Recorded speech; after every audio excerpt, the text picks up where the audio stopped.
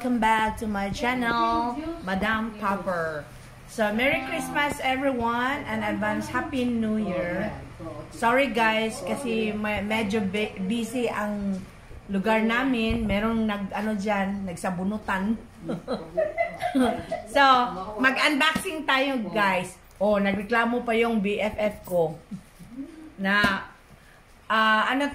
gagawa tayo ng dishwashing soap, no? Mas makakatipid tayo nito guys kasi marami-rami din ito pag nagawa na. Mga ilang liters to guys or isang galon to. Kisa bibili natin yung isang galon lang, almost 60 pesos na yung pinakamura nila na brand. So, mag-unboxing tayo. Kung yung nasa laman niya, titingnan natin kung anong laman. Okay. Shout out nga pala sa mga mga Team Ruby, Team Popper, no? So guys, saka na lang tayo mag-banding-banding ha kasi busy pa ngayon. At ang natin ngayon, cameraman ay si Brian Eric, ang anak ko. So, hanggat andito pa ito, dedicated ko ang time sa anak ko. So, saka na tayo mag-banding guys. Yung hindi na busy si Madam Popper. Okay. Pang therapy to guys, oh. Kung medyo kayo, paputok lang kayo nito ng plastic. Board. Okay. Ano ang nakalagay dito? Sana hindi tayo scam. Ay, pagbot! Meron ako mga director sa tabi, guys. Mga director ko. So, ito ngayon ang trending na pwede din itong pang negosyo guys. Kung gusto kayong magnegosyo nito, so gagawa din kayo ng ganito. Dishwashing liquid. Okay. Wise Cleaner, how to make cleaning products. DIY kit. So available products. So ito, how to make dishwashing liquid. So, ito na siya, guys. Ito na. May ito. Kung paano procedure, guys. Kung paano ito gagawin. So, bubuksan natin kung ano ang nasa loob.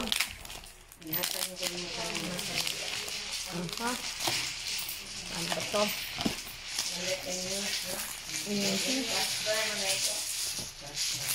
Kailangan pag gumawa tayo nito guys, meron tayong pang steer ba, no? Tapos gagawin natin to sa malaking drum. Ay, parang siya. Basta parang ito. So, direction. Alaka na, siya, na pressure guys. Nakulangan na. Medyo, sandali. Ato ha. Babasahin natin guys. Lagyan ng 14 liters na tubig ang timba or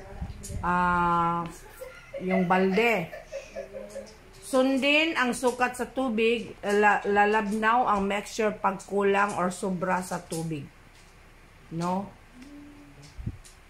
Gripper. Sunod na ibuhos ang SAA 45. Saan ba dito ang SAA? Surplus. Siguro ito. Ito. After sa water, ito ang natin. Ibabad ang surfactant. Ito, no? Surfactant. Gupitin ng maliit sa dulo at ibuhos paikot sa tubig. Okay? Ibabad ng 20 minutes bago haluin ng mabuti. Okay? I-shake at ibuhos ang premix bottle. Ito, ang premix bottle, di ba? Rice cleaner.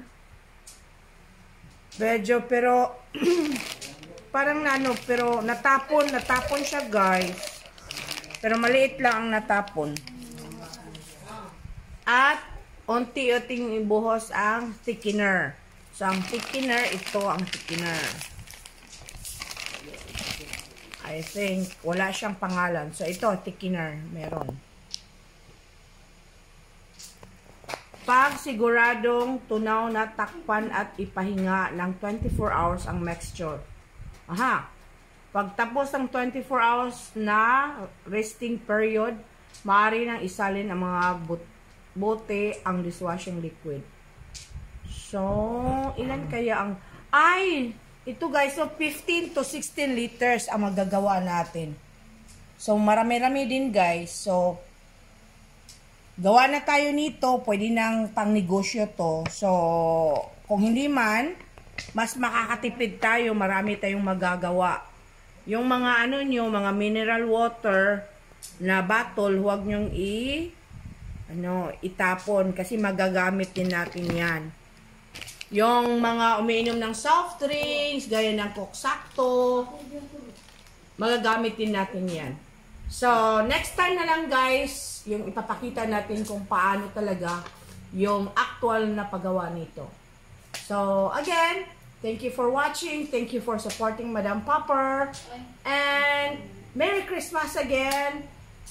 And advance Happy New Year. May the good Lord bless every family. Amen. Bye!